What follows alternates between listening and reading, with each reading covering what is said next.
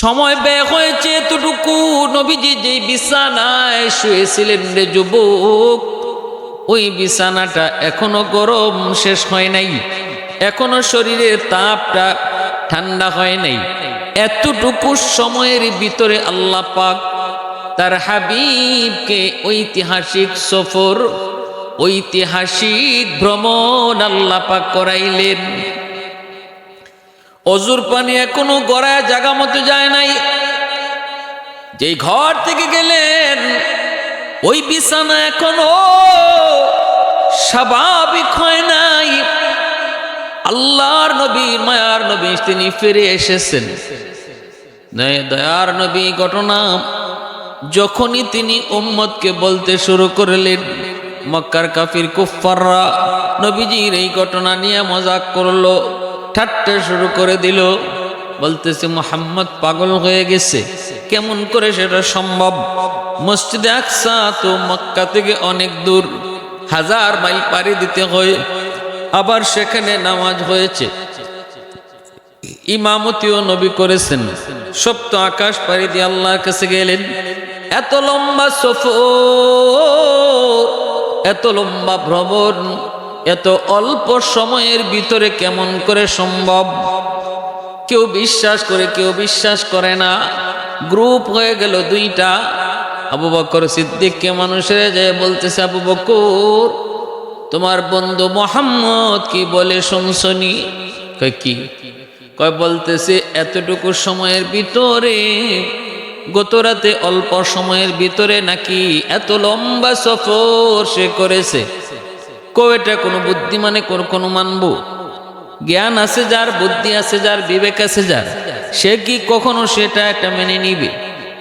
সিদ্দিক আকবর বলেছিলেন, তোমরা কে কি বলো আমরা জানি, আমি জানি না গো, আমি শুনতেও চাই না, তবে শুধু এতটুকু শুনতে চাই, এই কথাটা আমার নবী তার নিজের মুখে বলছেন নি বলে কয় নবী যদি নিজের মুখে নিজের পবিত্র জবানে বলে থাকেন, তাহলে আমি আবু বকর আর কেউ বিশ্বাস করুক আর না করুক, আমি সবার আগে বিশ্বাস করলাম।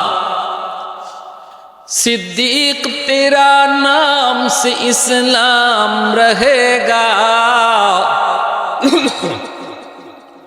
सिद्दीक तेरा नाम से इस्लाम रहेगा, दुनिया की सदाकत में तेरा नाम रहेगा, दुनिया की सदाकत में तेरा नाम रहेगा, फारूक तेरा नाम से इस्लाम रहेगा,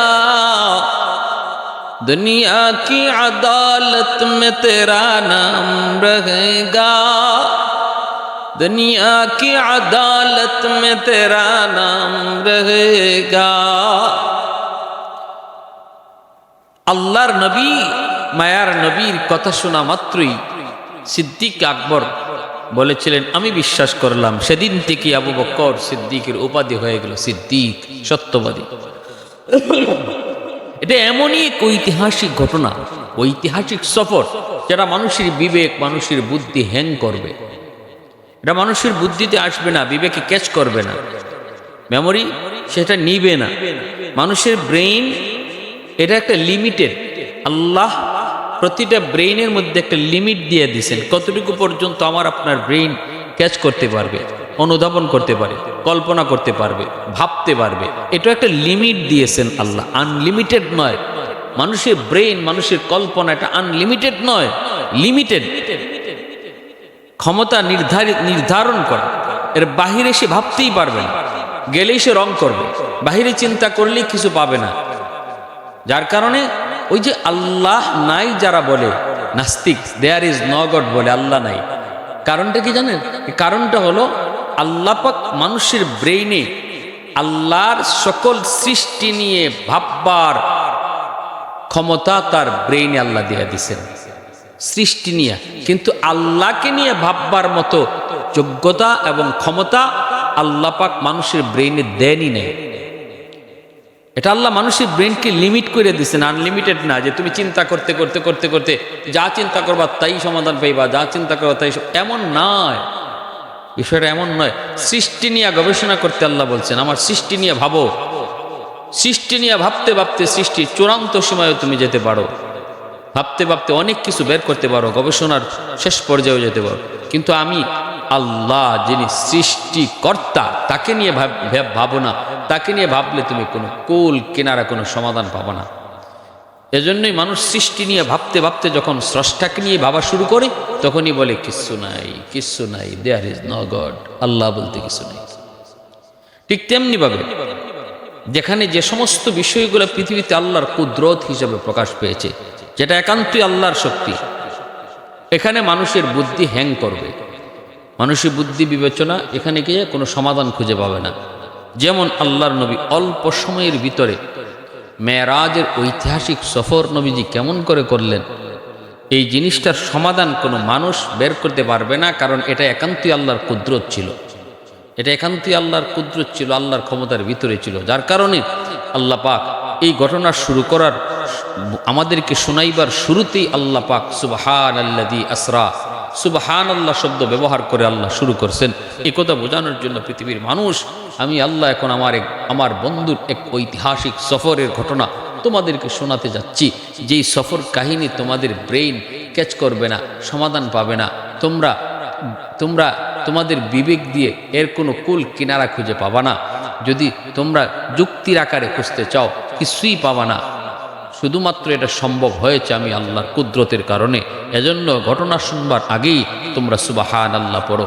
আল্লাহ সকল দুনিয়ার মানুষকে এই ঐতিহাসিক সফর শুনাইবার আগে কয় সুবহানাল্লাহ পড়ো, কারণ এমন এক ঘটনা এখন শুনতে যাইতেছো, এটা যদি তুমি তোমার বুদ্ধি আর বিবেক দিয়ে চিন্তা করো সমাধান বের করার, তাহলে এর কোনো সমাধান খুঁজে পাবা না, বরং তোমাকে এটা ভাবতে হবে আমি আল্লাহর কুদরত হিসাবে। তাই সুবহানাল্লাহ আগেই ফিরেন।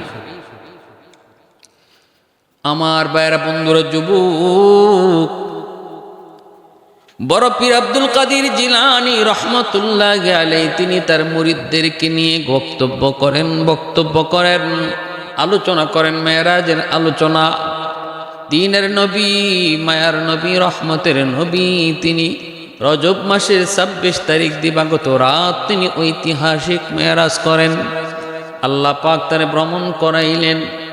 এই আলোচনা করার ভিতরে পাশ দিয়ে একজন ইহুদি যাইতেছে।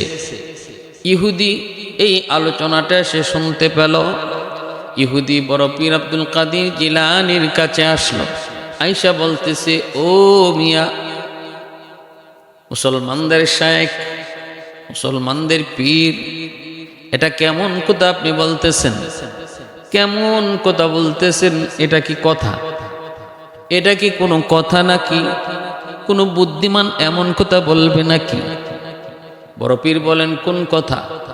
ওই যে আপনি বললেন একজন মানুষ দুনিয়ার জমিন থেকে সপ্ত আকাশ পাড়ি দিয়ে আল্লাহর কাছে গেল, আবার আল্লাহর সঙ্গে কথা বলে তিনি আবার ফিরে আসলেন মাত্র অল্প সময়ের ভিতরে, রাতের অল্প টাইমের ভিতরে।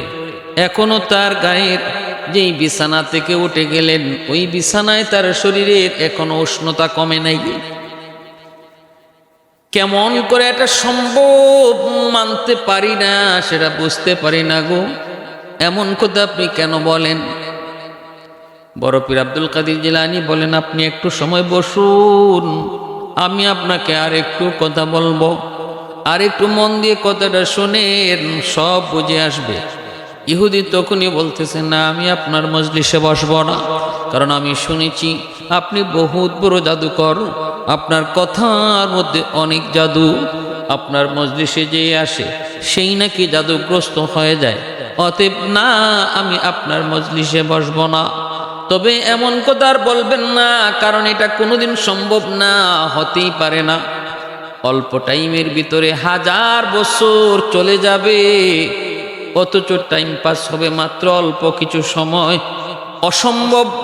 নবীজির এত বড় লম্বা সফর, সেটা 1000 বছরের কাম, অল্প টাইমের ভিতরে এটা কোনোদিন বিবেকবান বুদ্ধিমান মানুষ সেটা কখনো মানবে না। অতএব আপনি এমন কথা বলবেন না। বিবেকহীন কথা বলবেন না। এই বলে ইহুদি আব্দুল কাদের জিলানীর সঙ্গে একটু বেয়াদবিমূলক কথা বলে সে বাড়িতে চলে গেল। আমার ভাইয়েরা বন্ধুরা, ওই ইহুদি বাড়িতে যাবার পর যা দেখতে পেল তার বিবি খাওয়ান এখনো রেডি হয় নাই, পেটের ক্ষুধায় বলতেছে, বিবি তাড়াতাড়ি পেখানা তুমি রেডি করো, আমার পেটের বড় ক্ষুধা গো। বিবি বলতেছে, স্বামী গো আপনি একটু যান, যায় আপনি নদীতে একটু গোসল দিয়ে আসেন, গোসলটা দিয়ে আসতে আসতে আমি খানা রেডি করে ফেলব, কোনো টেনশন আপনি করবেন না। ইহুদি চলে গেল নদীর ঘাটে গোসল করার জন্য। নদীর ঘাটে যায় যখন পানিতে নামলো, ডুব দিল। ডুব দেওয়ার পর পানি থেকে ডুব দিয়ে উঠল। ওটার লগে লগে ইহুদি টের পেল সে যে জায়গায় আছে এই জায়গা আগের মতো আর নাই। যে নদীর ঘাটের দিকে তাকায় বুঝতে পারতেছে এই জায়গা আগের জায়গা নয়। ডুব দেওয়ার আগে যেই ঘাট ছিল, ডুব দেওয়ার আগে যেই এলাকা ছিল, এই এলাকাও এলাকা নাই, ওই মানুষগুলো মানুষের মতো নাই। ডুব দেওয়ার সময় কোনো মানুষজন নদীর ঘাটে ছিল না, কিন্তু ডুবতি উঠার পর দেখতে পেল নদীর ঘাটে দুইজন মহিলা নদীর ঘাটে আসছে।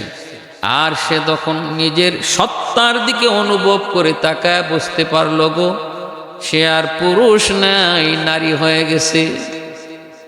শুধু নারী নয়, যুবতী একজন মেয়ে।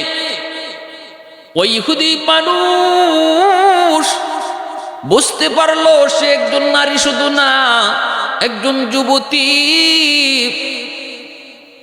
অবাক কাণ্ড, আমি ডুব দেওয়ার আগে ছিলাম একজন পুরুষ, এখন ডুব দিয়ে হয়ে গেলাম যুবতী। আর জায়গাও এটা কোন জায়গা, কোন জায়গা জায়গাটাও চিনতেছে না। ওই অবস্থায় ডাক দিয়ে বলতেছে, ও বোনেরা এটা কোন জায়গা? মহিলারা কয়, তুমি কোত্থেকে আসছো? তোমাকে তো কোনোদিন আমরা এই ঘাটে কোনোদিন দেখি নাই গো, তুমি এখানে কেন এসেছো?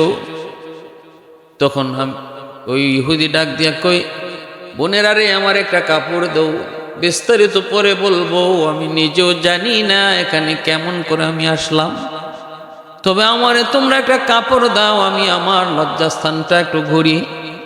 কাপড় দেওয়ার পর সে তার শরীরটা ডেকে পানি থেকে উঠল।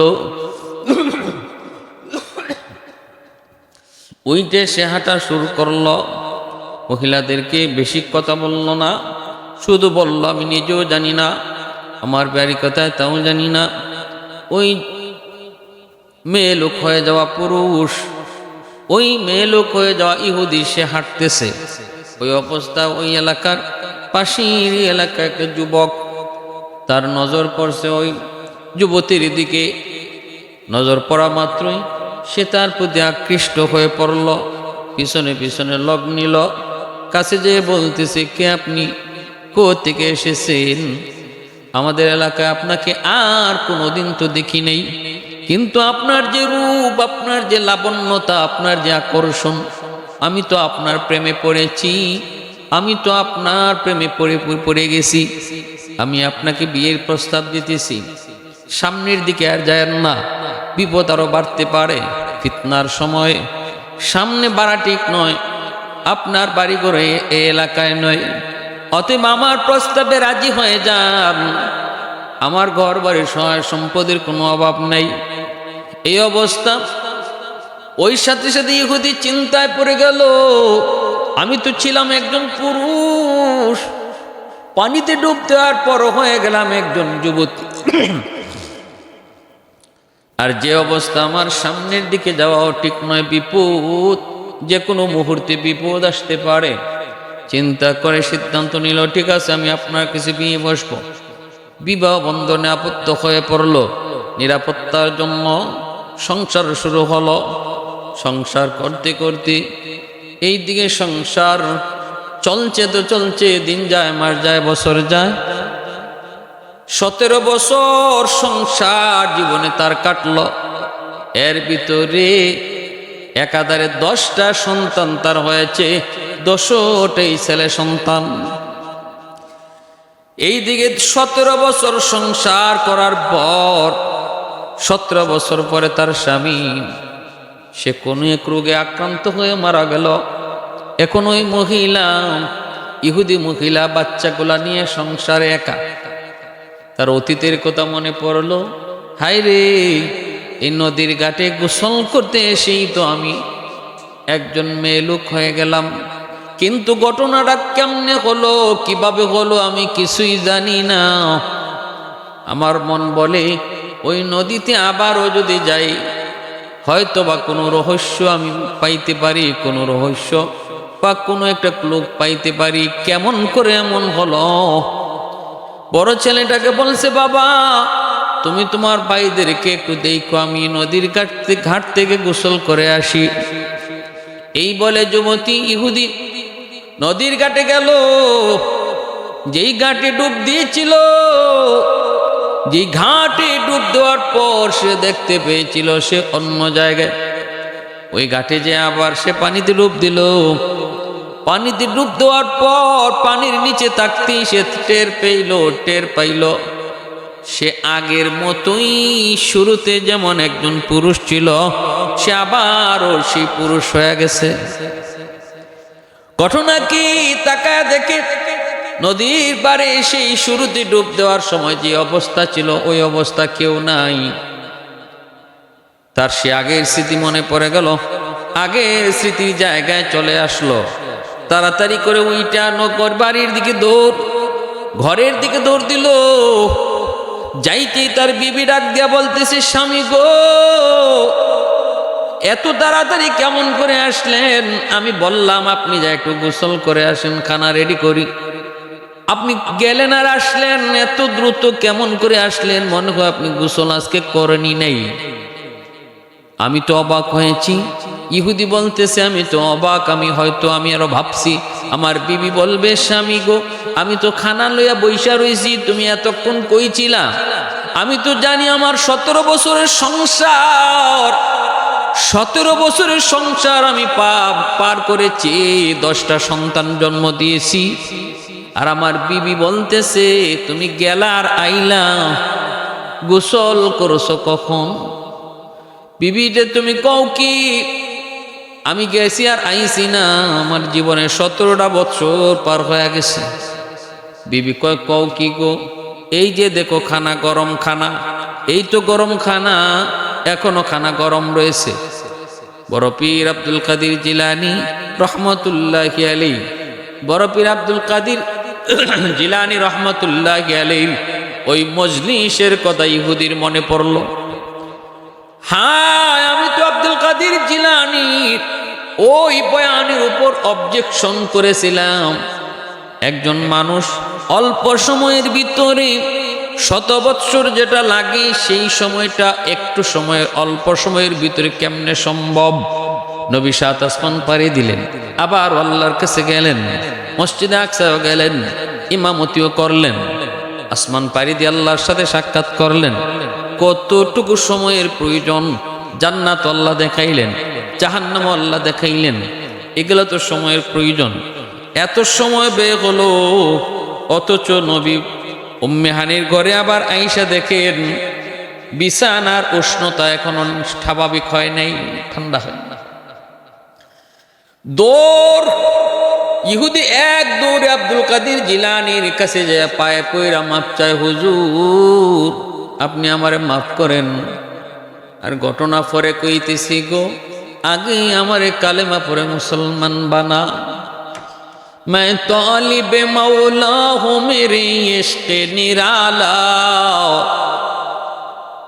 मैं तालिब मौला हूँ मेरे इश्क निराला, है जुमला जहाँ जिनके तजल्ली से उजाला, है जुमला जहाँ जिनके तजल्ली से उजाला।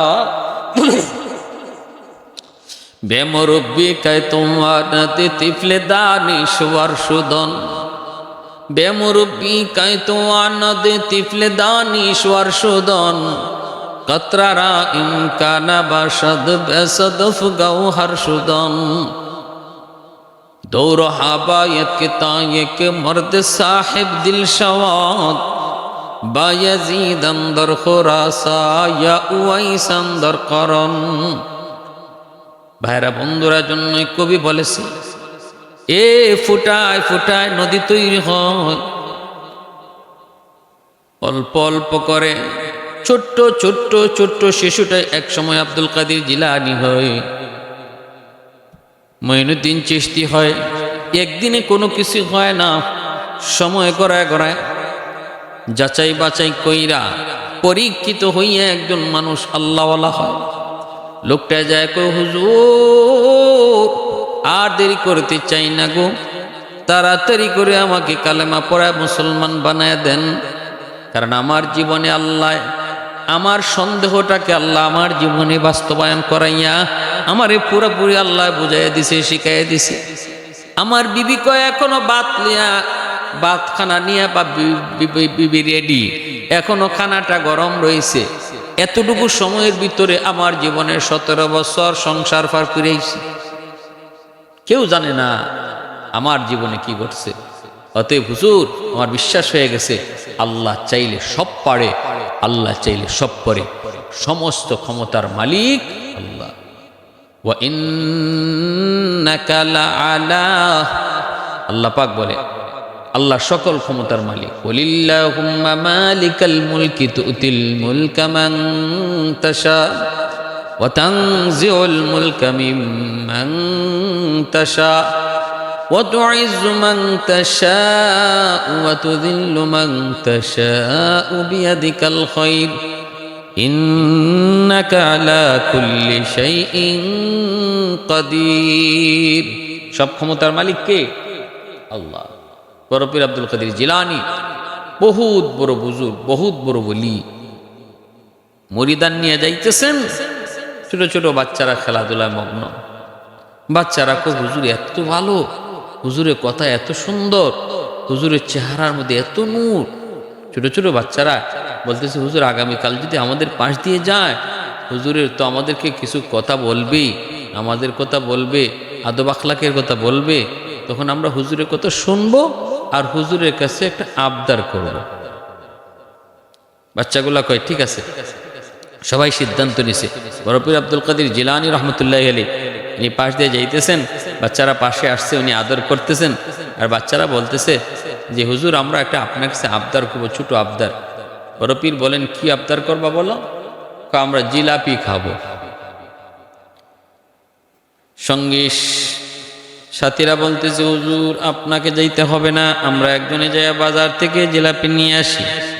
কিন্তু আব্দুল কাদের জিলানী বলেন না, তোমাদের কেউ যেতে হবে না, বাচ্চারা আমার কাছে জিলাপি চেয়েছে, আমি জিলাপি আনতে যাব। এই বলে তিনি একাই বাজারে চলে গেলেন, যা একটা দোকান পেলেন, দোকানদারকে সালাম জানালেন। দোকানদার কয় হুজুর আপনি আব্দুল কাদের জিলানী? বলে কেমনে বুঝছ? কয় হুজুর কিছুক্ষণ আগে একজন দরবেশের কাছে আমি দোয়া চাইছি, আমার দোকানটার মধ্যে বরকত নাই, শুধু লস আর লস।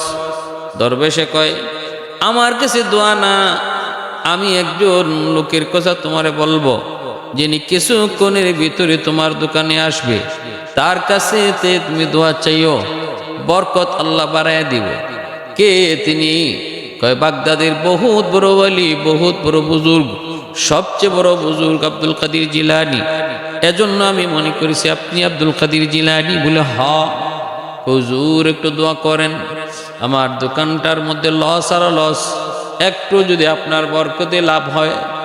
বড় পীর আল্লাহর কাছে দোয়া করলেন, আল্লাহ বরকত তুমি বাড়ায় দিও। লোকটা হুজুরকে কিছু এরকম জিলাপি দিল। হুজুর জিলাপির দাম দিয়া হুজুর চলে আসলেন। এই দিকে বাচ্চাগুলি জিলাপি পায়া তারা বড় খুশি, বড় খুশি, বাচ্চারা বড় খুশি।